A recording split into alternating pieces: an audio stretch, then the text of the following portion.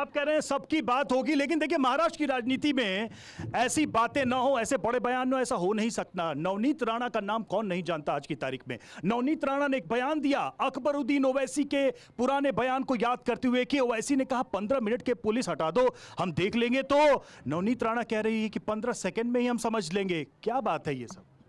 Navneet 15 minute 15 second. Navneet Rana को ये नहीं मालूम है कि अगर भारतीय जनता पार्टी इसके अगेंस्ट में उतर गई तो उसको समझ।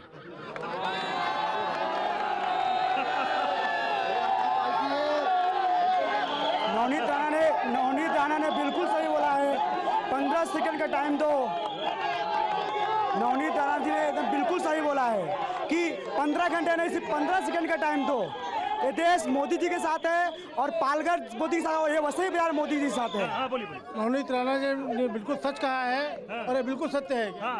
नवनीत राणा जी ने जो कहा है बिल्कुल सच है और ये बिल्कुल हकीकत है, बिल्कुल सच कर रहे हैं। बोलिए क्या? ये साबित हो चुका है कि ये लोगों ने भाड़े का आदमी लाया है, जिसे ये भी पता नहीं है कि मैं किस पार्टी से आया हूँ। ये भाड़े के लोग लाए हैं ये लोगों ने। यही चाहती है बीजेपी, लोगों में दरार पैदा करना चाहती है, जो हम उनको करने नहीं देंगे। तालियां बज रही, जरा मैं उधर बात कर लूं। हाँ, क्या बोल रहे हैं? बोलिए। देखिए ओवैसी के खिलाफ तो आप लोग की उद्धव ठाकरे भी बहुत बोलते थे। बोलते ही है। ओवैसी जो है वो बीजेपी की बी टीम है, वो सिर्फ मुस्लिमों के वोट खाने के लिए उनको खड़ा करते हैं ताकि पोलराइजेशन हो सके। अपनी बी टीम से क्यों लड़ रही है बीजेपी पे? क्या ओवैसी से ही क्यों बीजेपी लड़ रही है? कह रहे हैं बी टीम है बीजेपी की। बीटी भी ना, ओबीसी के बीटी भी है ना, वो ओबीसी में तो पोलर के लिए वो लड़ रही है। संजय राऊत साहेब, सुषमा ताई अंधारे आणि भास्कर जाधव साहेब जे बोलतात ना, थोड़ा हिंदी। जो संजय राऊत साहब, भास्कर जाधव साहब और तो सुषमा ताई अंधारे, वो जो बोल रहे हैं ना, वही अभी उनके मुंह से वही आ गया अभी। ठीक है। सवाल ये था कि ये महाराष्ट्र में ये बहस क्यों? इसकी क्या सब चुनाव के बीचों बीच 15 मिनट 15 सेकंड नवनीत राणा कुछ कह रही हैं अकबरुद्दीन ओवैसी के पुराने बयान को लेकर। नहीं, अकबरुद्दीन ओवैसी का हमेशा भड़काऊ बयान रहता है। ये जो अभी बात हो रही है, आपने एक साधुओं का मुद्दा उठाया, उसके साथ में ही एक श्रद्धा वालकर की हत्याकांड जो वसई की सुपुत्री थी, उसकी हत्याकांड के ऊपर भी पूरे देश में उसके ऊपर दुख हो गया। लेकिन यहाँ की जो राजनीतिक पार्टी है, दो खाड़ियों के बीच में, ना साधुओं के विषय पे उन्होंने कुछ विषय उठाया, ना श्रद्धा वालकर के ऊपर उन्होंने कुछ बात की। और श्रद्धा वालकर के विषय के ऊपर इनके नेता ने लव जिहाद ये फालतू विषय है ऐसा स्टेटमेंट दिया।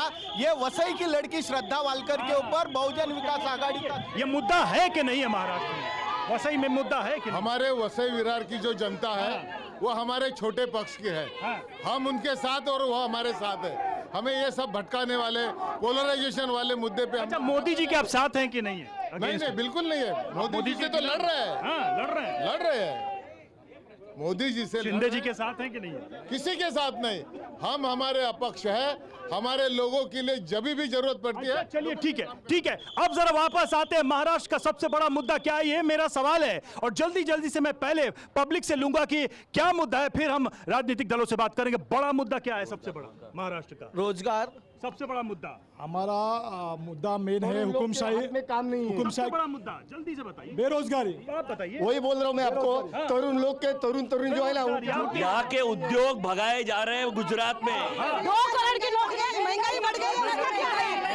सबसे बड़ा मुद्दा क्या है? महंगाई के साथ बेरोजगारी सर रोया रहा है। सबसे बड़ा मुद्दा रोजगार। विकसित भारत हमने किया है, उसको और बढ़ाना है। सबसे बड़ा मुद्दा क्या है?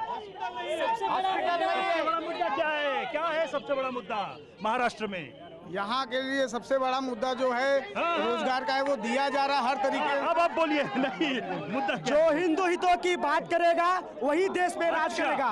हिंदू हितों की तो वो भी बात करते हैं। बाला साहब के विचारों को भूल गए। हाँ, बोलिए। स्थानीय मुद्दे ये हैं कि महाराष्ट्र का मुद्दा विकास का मुद्दा। विकास का मुद्दा। हाँ, बोलिए। इस समय देश में महाराष्ट्र में कोई मुद्दा बचा ही नहीं है।